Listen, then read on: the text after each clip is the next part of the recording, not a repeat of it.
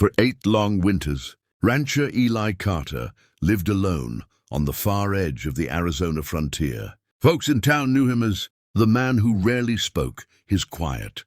Grief wrapped around him like the dust that clung to the dry earth. His wife had died young, and after burying her beneath a lone cottonwood tree, Eli had buried his voice as well. He kept only the company of his horses, the crackle of his fireplace, and the memories he tried so desperately to forget. The winter of his 8th lonely year arrived colder than any before. Snow gathered in thick silence over the plains, and wolves roamed closer to the ranch than usual. Eli didn't mind. Danger had stopped scaring him a long time ago. One night, as wind battered the windows and ice formed on his doorway, a faint knock echoed through the cabin. Knock, knock. Eli froze. No one traveled this far in such weather. He opened the door slowly, and his breath caught. A young Apache woman stood there, trembling violently, her dark hair stiff with frost. Her clothing was soaked with melted snow, and her lips were blue. She looked like she hadn't slept in days. "Please, warmth," she whispered, barely audible.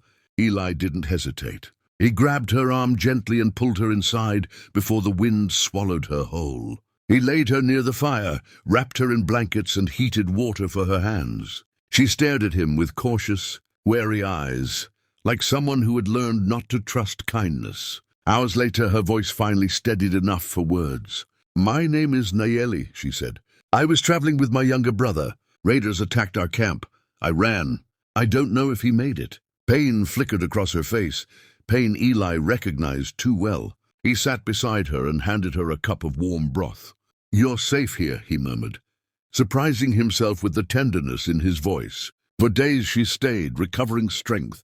She moved with quiet grace, tending the cabin, cooking simple meals, helping Eli with chores despite still healing. The ranch felt alive for the first time in years, footsteps other than his own, voices other than silence. One evening, as they repaired a broken saddle in the soft glow of lantern light, Nayeli studied him carefully. "You live with loneliness the way others live with family," she said softly. Eli looked up, startled. "Maybe," he answered, "but I forgot how heavy it was until you walked in." Her eyes softened in a way that warmed the room deeper than any fire. But the peace didn't last. Tracks appeared on Eli's land, horses, armed men not belonging to any ranches nearby. Nayeli recognized them instantly. "The raiders," she whispered. "They're hunting survivors." Eli's jaw tightened. He had once vowed never again to pick up his rifle, but the thought of losing someone again was something he refused to endure. That night the raiders came. Eli met them in the snow, rifle steady, heart alive for the first time in years. Nayeli stood behind him, bow drawn, as cold wind whipped around them. "Leave," Eli warned. "You won't take her." The raiders laughed until the first shot cracked the sky. The fight was fierce, but Eli and Nayeli fought like two souls who had finally found something worth protecting. By dawn, the raiders fled into the wilderness defeated. Breathing hard, Eli turned to her. "You're safe now." Nayeli looked at him with a mixture of gratitude, emotion, and something deeper. "You gave me warmth," she whispered. "Not just by fire, but here." She placed her hand on his chest.